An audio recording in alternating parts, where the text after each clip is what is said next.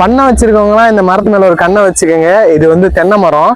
இதோட டியூரபிலிட்டி நான் சொல்லிருந்தேன்ல, இது வந்து ஒரு சவுண்ட் டெஸ்ட் உங்களுக்கு பண்ணி காட்டுறேன் பாருங்க. பானை சவுண்ட் வருதா? இது இந்த மாதிரி வந்துச்சுனாலே வைரமாஞ்ச மரம்னு சொல்லுவாங்க. அந்த சவுண்ட் வருதுனாலே அது ரொம்ப வைரமாஞ்ச மரம். எப்பயுமே நம்ம தான் நீங்க வந்து இதை டெஸ்ட் பண்ணி பார்த்துக்கலாம். எல்லா மரத்துலையும் இந்த மாதிரி சவுண்ட் கிடைச்சுன்னா அது ரொம்ப ரொம்ப காம்பவுண்டடா இருக்கும், ரொம்ப கம்பைண்டா நல்ல ஸ்ட்ராங்கா இருக்கும். இதோட காம்பினேஷனை வச்சு நீங்க வந்து ஸ்டீலோட கம்பேர் பண்ணலாம். அந்த அளவுக்கு இது வந்து ஸ்ட்ரென்த் இருக்கும். ஆனா இது ஏலக்கேத்த எள்ளுருண்டை. இதோட ரேட்டை வந்து நான் கமெண்ட் செக்ஷன்ல கமெண்ட் பண்ணிடுறேன்.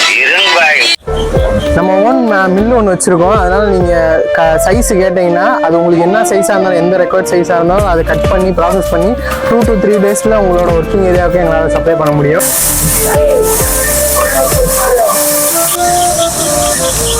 நல்ல அந்த அளவுக்கு ஸ்ட்ரென்த்தா இருக்கும்.